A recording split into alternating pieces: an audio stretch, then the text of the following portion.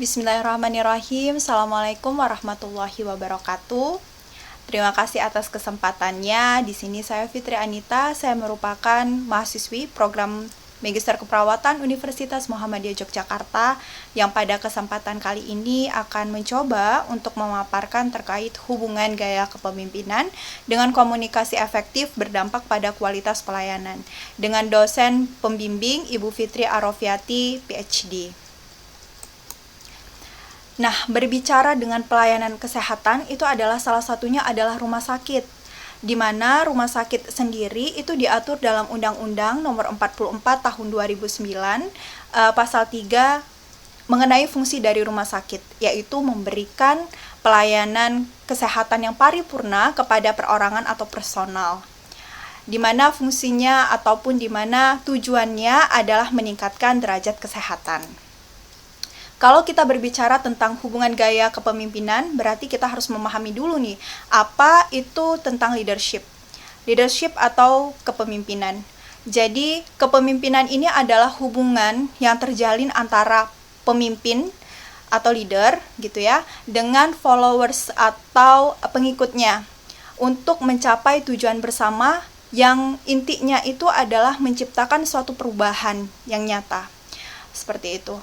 Bagaimana sih kalau Islam sendiri memandang dengan kepemimpinan Islam? Kita ketahui bahwasanya pemimpin terbaik sepanjang masa itu Rasulullah SAW. Mengenai definisi kepemimpinan Islam, itu adalah suatu proses di mana seorang pemimpin itu dapat mempengaruhi orang lain, dapat mengarahkan, dapat memotivasi untuk tercapainya tujuan bersama. Berdasarkan dengan Al-Quran dan Al-Hadis. Mengenai konsep kepemimpinan dalam Al-Quran itu banyak sekali.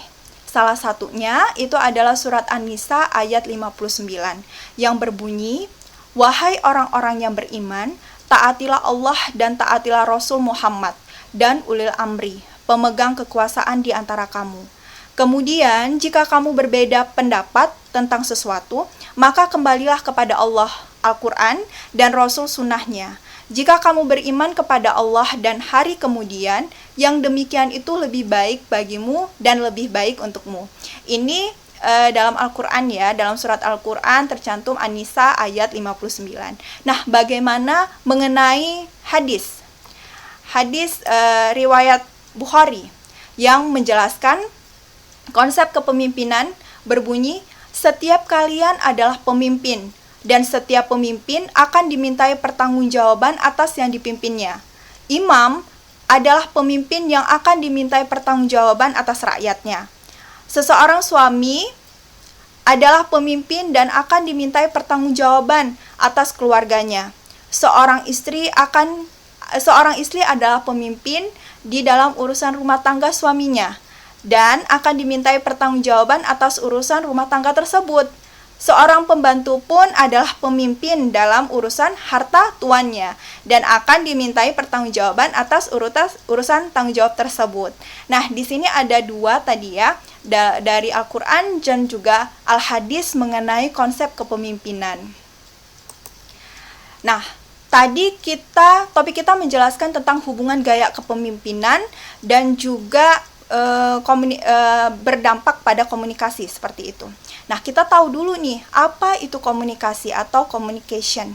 Jadi, communication itu adalah suatu pemindahan informasi dari satu orang ke orang lain atau satu kelompok ke kelompok lain sehingga memberikan pengaruh seperti itu. Kenapa komunikasi itu penting? Karena komunikasi ini adalah salah satu indikator untuk tercapainya kualitas pelayanan. Nah, kita tahu juga tentang hierarki Maslow. Salah satunya itu manusia itu berinteraksi, manusia itu berkomunikasi, manusia itu menjalin hubungan dengan orang lain. Nah, seperti yang dipaparkan di sini, komunikasi itu adalah meningkatkan kualitas pelayanan. Oleh karena itu, jika komunikasi kita baik, terutama di pelayanan kesehatan, maka akan adanya dampak yang besar. Kualitas kepuasan dan kepuasan pasien itu juga akan meningkat seperti itu. Nah, jika kita bicara tentang gaya kepemimpinan, dari slide ini kita dapat nih, ada 3 bagian ya. Ada pemimpin, ada pegawai atau pengikut. Nah, gaya kepemimpinan yang kita kenal itu ada 3. Ada autokratik, kemudian partisipatif, dan juga ada laissez-faire. Nah, dari ketiga gambar ini pasti Bapak dan Ibu juga tahu bahwasanya autokratik ini adalah yang ini ya, autokratik ini di mana pemimpin itu punya andil, punya kekuasaan lebih. Di sini juga autokratik atau otoriter itu juga tidak adanya pendapat. Jadi pegawai itu tidak boleh untuk memberikan pendapatnya, tidak boleh mengkritik seperti itu. Sedangkan kalau partisipatif di sini adalah gaya kepemimpinan yang baik. Karena kenapa? Pemimpin ini dia bisa melakukan komunikasi 2 arah. Pemimpin dan juga pegawainya. Artinya di sini terjalin komunikasi seperti itu. Nah, yang selanjutnya adalah kebalikan dari autokratik, yaitu laissez-faire. Jadi laissez-faire ini adalah pemimpinnya itu acuh tak acuh, tidak mau tahu. Sedangkan yang mempunyai andil di sini adalah pegawainya ataupun pengikutnya seperti itu ya. Akan kita jelaskan lagi di sini mengenai, nah ada 3 tadi ya, ada autokratik, ada partisipatif, dan juga bebas kendali.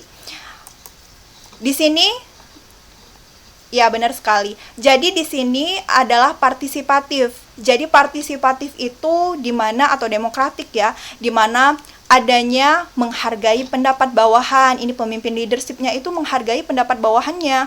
Kemudian juga ada terjalinnya komunikasi dengan bawahan. Kemudian juga menciptakan suasana kekeluargaan. Adanya juga menerima usulan dan juga menerima kritikan. Kenapa partisipatif ini bagus atau baik? Jadi penelitian yang dilakukan itu oleh Pujiastuti tahun 2017 yang mengatakan bahwasanya semakin demokratik gaya kepemimpinan di salah satu rumah sakit ini ya, semakin baik pula mutu pelayanan pasien rawat inap tersebut. Tetapi kebalikannya nih, jika semakin otoriter gaya kepemimpinan, maka semakin buruk pula mutu pelayanan. Berdasarkan hasil temuan di atas, maka dapat ditarik kesimpulan bahwa untuk meningkatkan mutu pelayanan pasien rawat inap di rumah sakit dapat dilakukan dengan meningkatkan kompetensi profesional tenaga medis seperti itu. Senada yang dilakukan dengan Azaro juga ya tahun 2017 yang dalam penelitian tersebut hasilnya terdapat pengaruh mutu pelayanan kesehatan terhadap tingkat kepuasan pasien di salah satu rumah sakit di Kabupaten Gresik. Artinya menunjukkan nih adanya hubungan positif antara mutu pelayanan kesehatan terhadap kepuasan pasien. Hasil tersebut menunjukkan semakin tinggi mutu pelayanan kesehatan, maka semakin tinggi pula kepuasan pasien. Jadi kesimpulan yang bisa kita ambil ini adalah salah satu indikator yang sudah kita bahas tadi. Salah satu indikator dalam meningkatkan kualitas pelayanan itu adalah komunikasi. Maka dari itu misal komunikasi kita baik, komunikasi kita bagus di satu perawatan kesehatan yang pastinya akan menjamin kepuasan pasien dan juga keamanan pasien, sehingga dapat dinikmati oleh seluruh lapisan masyarakat tentunya. Nah, mungkin sekian yang bisa saya sampaikan. Terima kasih banyak atas perhatiannya, dan saya akhiri dengan Assalamualaikum warahmatullahi wabarakatuh.